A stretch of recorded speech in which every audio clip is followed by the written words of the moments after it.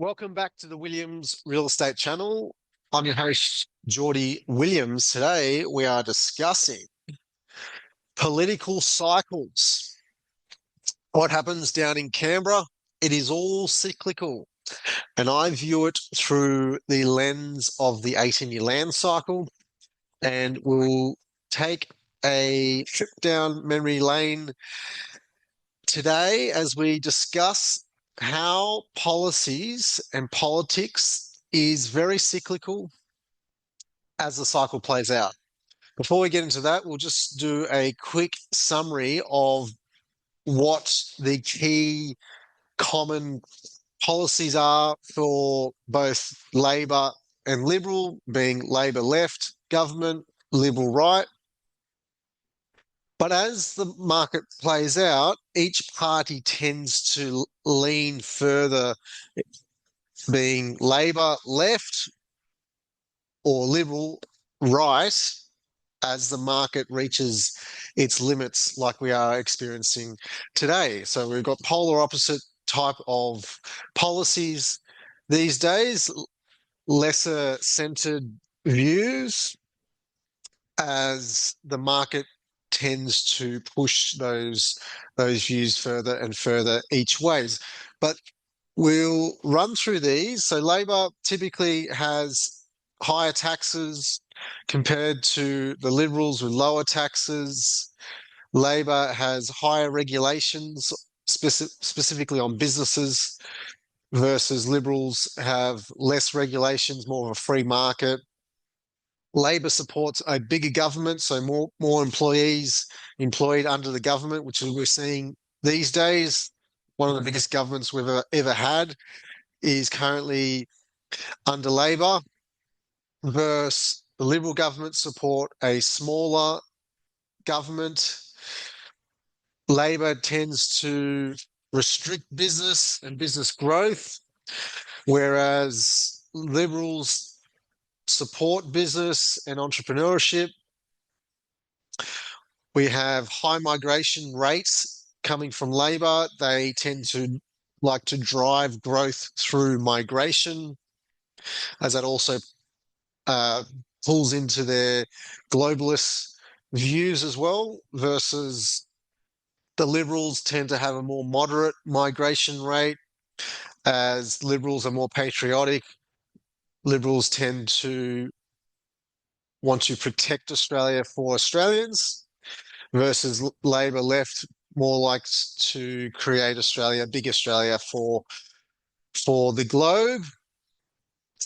Labor tend to have green energy policies. We're seeing that now with the move to renewables and wanting to abandon coal and gas, versus the Liberals like to have a diverse energy policy. So having not only renewables, but also coal power plants, using our gas resources, wind, solar, everything works well in one diverse portfolio of energy. So not just sticking to the green energy policies. Labor also supports big government handouts, so pushing for big government spending, propping up people who are in need, but probably can go even further than that, and tends to support people that really don't need the support. And that's when people start to rort the system, versus where Liberals like to rein in on big government handouts and more use the funds to invest into infrastructure. Labor tends to have larger budget deficits, as they are typically a bigger government with bigger handouts, bigger spending, so they run into bigger budget deficits, unless if in recent years they've been bailed out by our high coal price and exports. But typically and historically, Labor left has had big budget deficits. Libs typically balance the budget.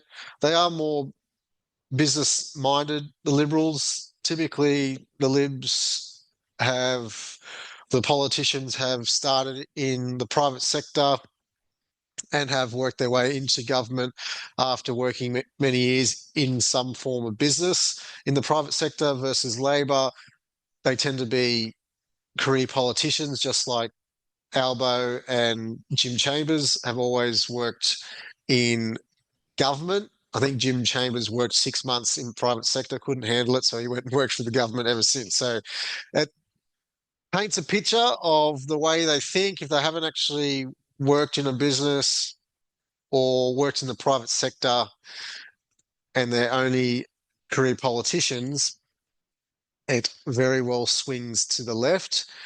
And finally, globalists, so open market for everyone, making Australia a world diverse country in terms of lots of people coming from all around the world, versus liberals tend to be more patriotic for Australia. So we will run through as the cycle plays out.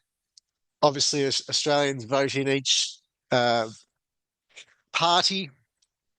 And if you look at history, we look at how each party has gone through and held power over time, you can see how it correlates with the 18-year land cycle, with years of prosperity and then years of downturn. And we'll see which party comes in at which time. So the 18-year land cycle, this is the framework we use to study the markets, to understand where we sit in the market, to be prepared for the downturns, to capitalize on the markets that are set to go through their next growth cycles. We are on the blue marker, 12 months away from the next land-driven downturn, which will be like the 2008 GFC, the 91 recession we had to have, or the downturn in the 70s, to give you the last three.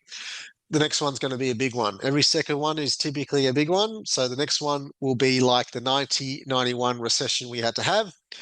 For today, we're discussing politics, political cycles, and I'll paint a picture of where we sit now in the market, being equivalent point of time, 2006 or 1988, 1989. And in my views, it is the latter. 1988 is probably where we sit. We're on the cusp of a more severe downturn than what Australia experienced in 2008, because every second one's a big one. And I'll show you today how policies and politics plays out and who was in power at the same point of the cycle 2 cycles back. And it'll blow your mind. So it's also known as a business cycle, where we go through periods of expansion and then go through recession periods where there's contraction, and then we go through another expansionary phases again. And typically during either the expansion phase, there's a wealth divide. So people with property or own a business or own shares in the business will prosper and do well. People who don't have property, who don't own shares in the business, who don't own businesses, will get left further and further behind, because the market continues to run. The market does not wait for anyone. It will continue to keep moving on.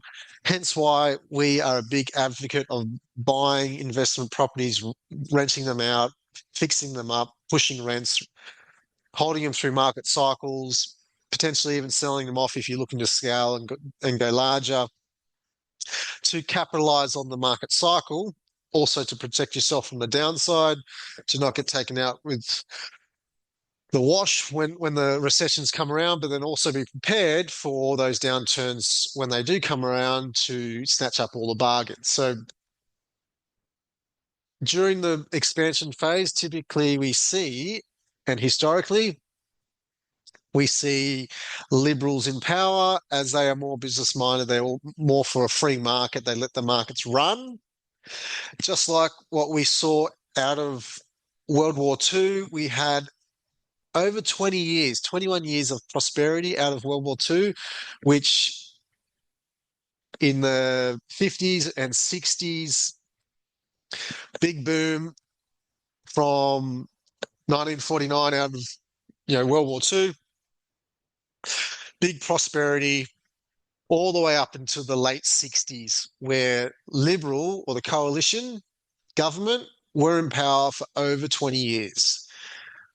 Towards the tail end of that expansion phase, Australians voted out the Liberal Party as the wealth divide would have occurred, where people who had property, who had businesses, who owned shares in the company would have done well, and people who didn't at the time would have fallen far behind. Especially in the 70s, there was massive inflation, so property prices would have exploded back in the day from the 50s, 60s, and into the early 70s. So during that final boom, that expansion phase, is when tensions get very polar opposite. So left versus the right, or the wealthy versus the poor, the Labor versus the Liberal, the patriotic versus the globalist, or the socialist versus the capitalist. It's when it gets to the extreme where we are reaching a market top, is typically when we then see a Labor government come in and the market recalibrates, just like what we saw. Gough Whitlam came in, and then the market went through the 1972-73 land-driven downturn, collapse. Gough Whitlam at the time obviously got the brunt end of the stick, the blame, and he didn't last long, and he was voted out and replaced with Malcolm Fraser, who then again had a solid run for over 7 years in the recovery of the land-driven downturn in the early 70s, and led up the recovery up to the mid-cycle slowdown point, the midpoint of 2 cycles ago in the early 80s. Again, would have got to a point where prosperity was well for people who owned property and owned companies and shares, and people who didn't got left further behind. Again, the Libs got voted out, and Bob Hawke and Paul Keating era came in during the mid-cycle slowdown in the early 80s, and remained in power for 12 years until the 1990-91 recession. So recession we had to have, which was actually Paul Keating's quote back in the day. So that was ultimately the nail in the coffin for Labor government at the time, where the market collapsed and they would have got the blame at the time. And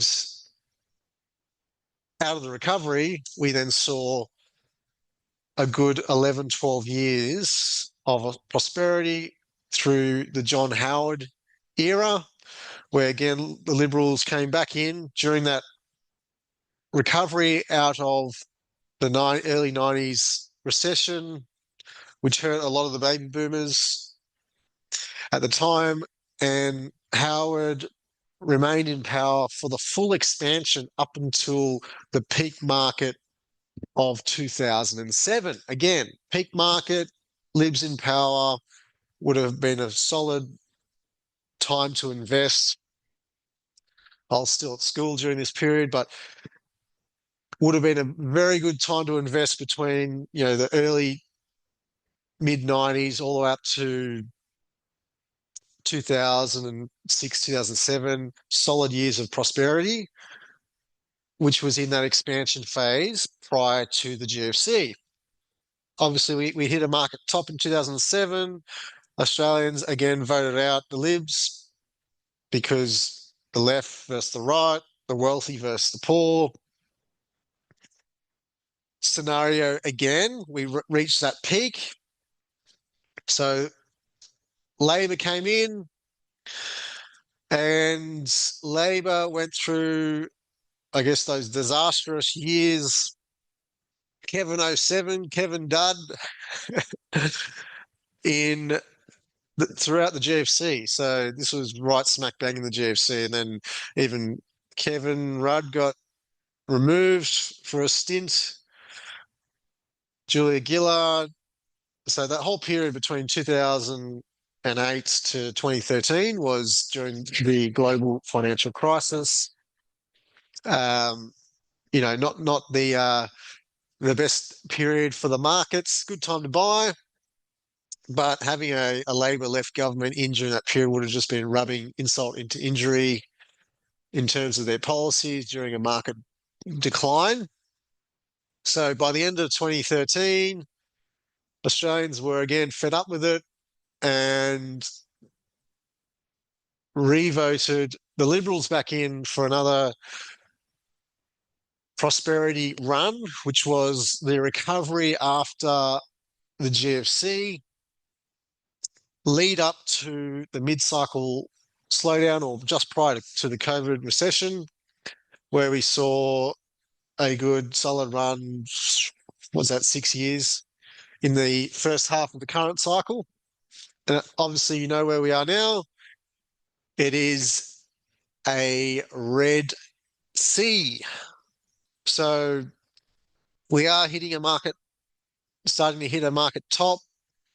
Again, history is repeating like clockwork. Labor's in, well across each state. Albo's just been re-elected. Victorian government is doing a great job down there of running the joint into the ground with high taxes. And it is all going to end in tears. But what can we expect from the Labor government? Well, we can expect high taxes, big government, high migration rate. That's their only choice to drive demand. They don't really have any entrepreneurial ideas of how to grow productivity. They're just going to keep importing more people and driving demand, forcing demand. It's a lazy way to grow a country.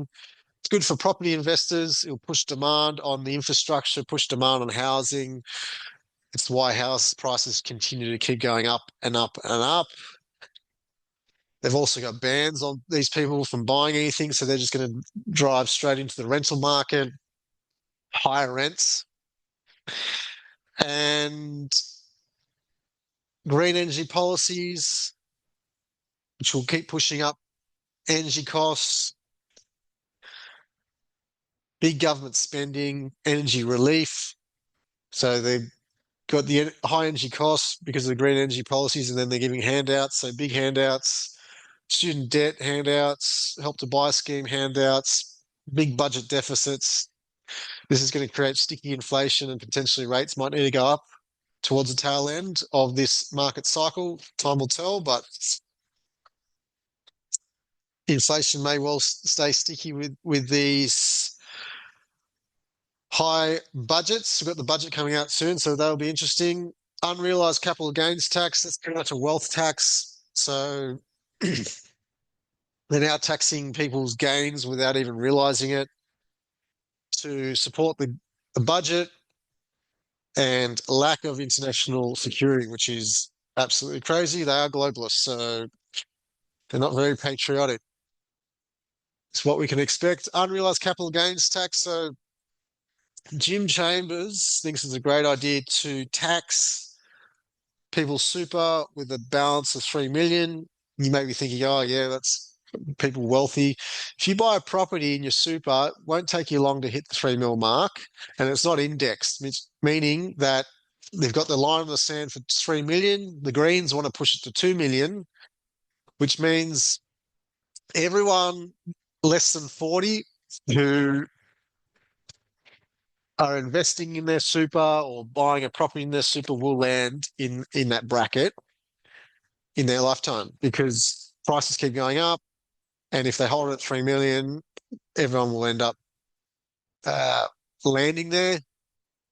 And they require it to support their big government budget. So all their handouts to student debt or help to buy scheme, all their other budget requirements, they're basically robbing Peter to pay Paul. So they're putting in a wealth tax, and it's unrealized. So this will be actually quite interesting when the market tanks come 27, 28. It'll be interesting to see, will they be actually handing out credits when there's negative capital gain, or capital losses, I should say. It'll be interesting to see how this all plays out. But I think this is the beginning of the end for Labor. Not only this, unrealized capital gains tax, but also at a state level. I mean, you got the Victorian state government taxing volunteer country firefighters. So these farmers that volunteer for the SES to put out the fires, they apparently using their own trucks because the state government can't afford to provide trucks or pumping gear. So they're using their own trucks, their own equipment. They're volunteering to put out fires, helping their community. And now the state government is taxing them for being volunteers. They're calling it a levy. So they're trying to dress it up. But I mean, it is really the beginning of the end. All this is cyclical. So it's gone far left, far, they're taxing everything into the ground. This is creating opportunity, though, for Victoria to buy property. I wouldn't have got into Victoria or Melbourne 5 or 6, 7 years ago, but now it's a very good opportunity because how I see the market playing out, it's creating opportunity.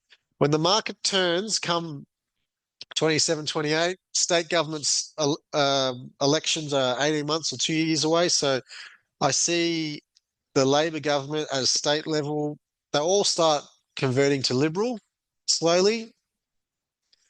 And then come the land-driven downturn within 3 years when the federal election's due again, I believe Labor will get wiped out because they'll end up getting the blame, the brunt of the downturn.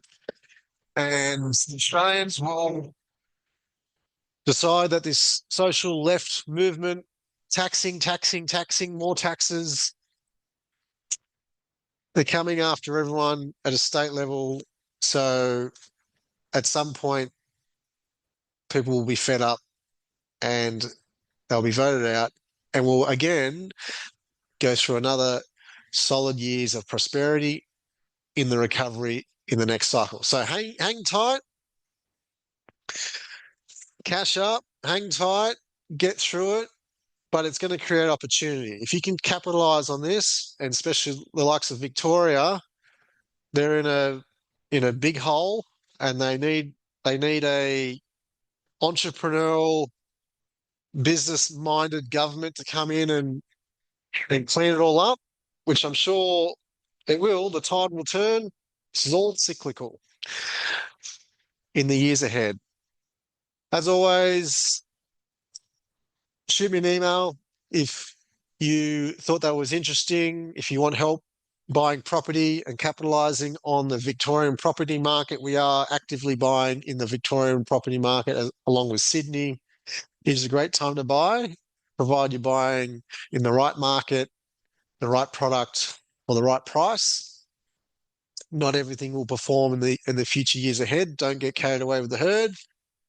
And grab your popcorn and see how all this plays out. Until next time, thanks for watching.